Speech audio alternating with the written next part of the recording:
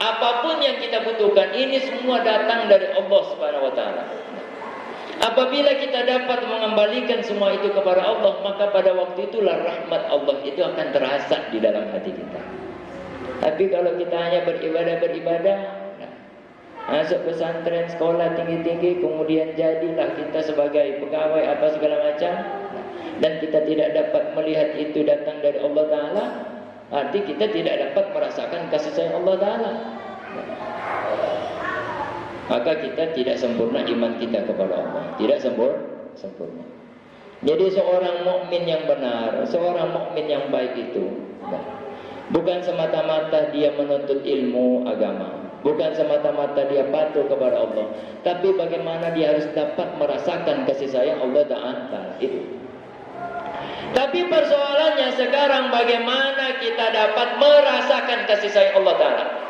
Karena orang yang dapat merasakan kasih sayang Allah Ta'ala, sungguh dia akan berkasih sayang dengan seluruh makhluk yang ada di alam ini.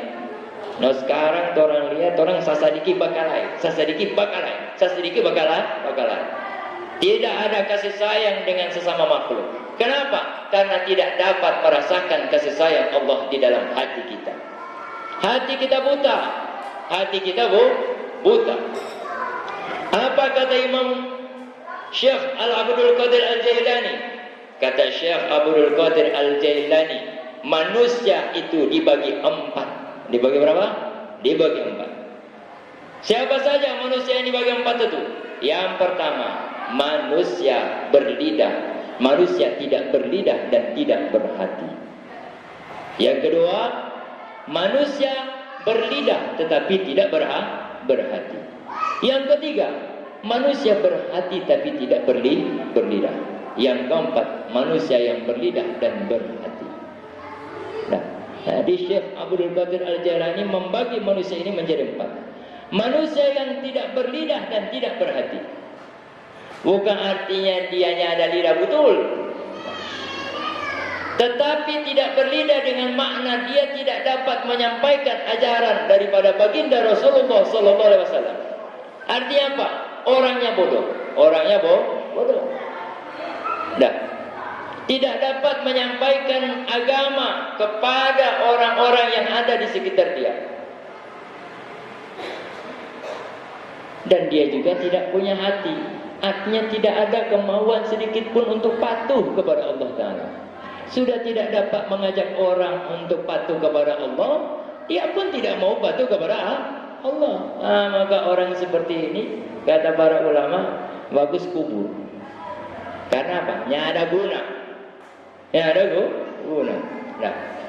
Nah, dia tidak bisa mengajak orang kepada Allah.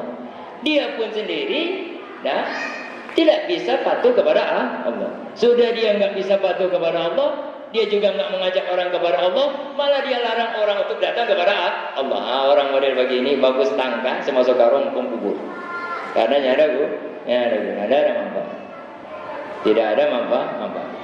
Mudah-mudahan itu bukan orang. Kalau nyana nanti semua datang polisi semua semasuk karung ke orang. Yang kedua, ada manusia yang berlidah tetapi tidak berhati. Apa makna dia berlidah tapi tidak berhati? Dia belajar agama. Bertahun-tahun menuntut ilmu agama. Sampai alim dia, dipanggil-panggil ulama, dipanggil-panggil ustaz dia. Berdakwah kanan kiri, mengajar kanan kiri. Mengajak orang kepada Allah. Tetapi di dalam hatinya sedikit pun tidak ada kemauan untuk patuh kepada Allah Ta'ala. La ilaha illallah. Siapakah mereka? Kata Syekh Abdul Qadir Al-Jailani, mereka lah ulama su', ulama yang jelek, ulamanya yang pintar, ulama yang pintarnya berceramah, berdakwah, tetapi di dalam hatinya sedikit pun tidak ada kemauan kepada Allah Subhanahu wa Ta'ala. Siapakah mereka? Bisa jadi mereka itu adalah kami. Bisa jadi mereka adalah kami. Allah katakan di dalam Al-Quran, janganlah kamu menyampaikan sesuatu kepada orang lain sementara engkau sendiri tidak dapat melakukan. Kita akan bertanggung jawab di hari kiamat nanti. Bertanggung jawab. Pandai berbicara, dan pandai menyampaikan, tetapi hatinya sedikit pun tidak ada keinginan untuk patuh kepada Allah Ta'ala. Pandai menyampaikan, mengajak-ngajak orang kepada Allah, bahwa sebaik-baik adalah orang yang patuh kepada Allah Ta'ala. Sebaik-baik orang adalah orang yang berkemauan kepada Allah, tetapi dirinya sendiri di dalam hatinya bukan Allah Subhanahu wa Ta'ala. Ini adalah ulama ulama yang jelek. Ulama jelek. Ya. Dan kata Rasulullah, berhati-hatilah kalian dengan ulama jelek. Ulama jelek artinya pintar bercerita, jago berdakwah, jago ceramah kanan kiri, tapi di dalam hatinya dunia. Di dalam hatinya dunia. Di dalam hatinya pangkat, di dalam hatinya jabatan, di dalam hatinya uang. Berhati-hatilah dengan ulama seperti itu. Kenapa? Karena memandang wajahnya saja dapat menjauhkan Anda dari Allah Subhanahu wa Ta'ala.